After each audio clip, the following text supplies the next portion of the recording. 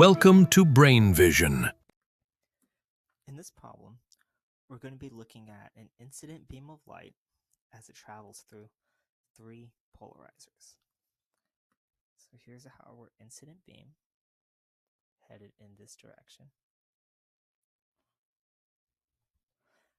And we're given the intensity of the incident beam. I'm going to call that SI, which is 1,260 watts per meter squared.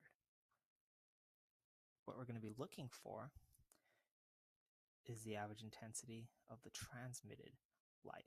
So I'll be calling that ST. So what we're trying to solve for is we're going to have to look at the intensity as it changes through each of these polarizers until we get to the end. So our polarizers, each one has a different angle measured relative to the vertical. So here's our verticals. And this first one has an angle theta 1 equal to 19 degrees. The second one has an angle theta 2 equal to 55 degrees. And lastly, we have theta 3. And that one, we're told, is 100 degrees.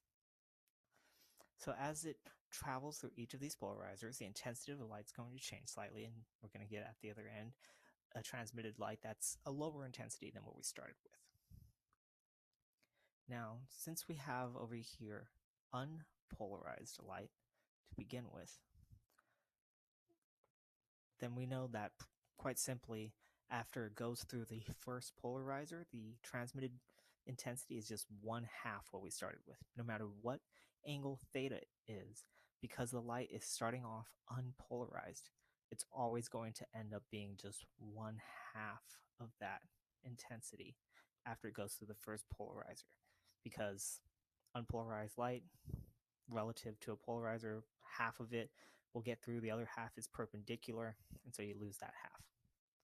So through this first polarizer, we end up with an intensity, I'll call that S1, of 630 watts per square meter. So this is the intensity of light now that's going to hit the second polarizer. So now that we have a polarized light with a certain intensity, in order to find out how much of it gets through that second polarizer, we need to use Malus's law. So you might recall that Malus's law relates the intensity that gets through the polarizer to the initial intensity, that's of the incident light, times cosine square of the angle relative to the polarized light. And I say relative because now that the light has passed through the polarizer, it's polarized at 19 degrees. So maybe we can write in here, this is 19 degrees.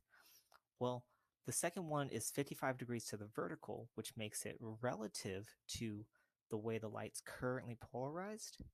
Relatively, that's 55 minus 19 equals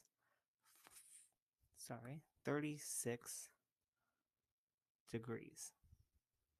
So that's actually theta that we'll be using in this equation down here. So let's go ahead and plug that in now.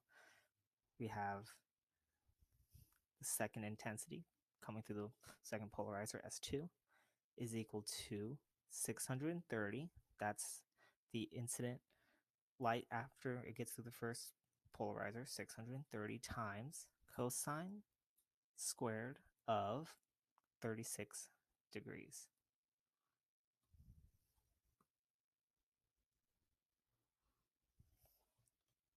Plug that into your calculator, and you get that the intensity is now dropped down to 412 watts per square meter. So after it gets through the two polarizers, the intensity keeps dropping. Now we have S2 is 412, and that's the intensity of light that's going to pass through the third polarizer. So now we have it oriented at 55 degrees. So that's 55. relative to this 100 degrees off of the vertical, we again do 100 minus 55. And we find that that's 45 degrees. So it started off unpolarized, went to 19 degrees, 36 more to reach 55, and now 45 degrees more to reach 100. And so we just, again, plug that all right into Malice's law. We're going to use this 412 that it is now times cosine squared of that relative angle, 45 degrees. Plug that in, and you'll get about 206 watts per meter squared. And that right there is the intensity after it has passed through all three of these polarizers.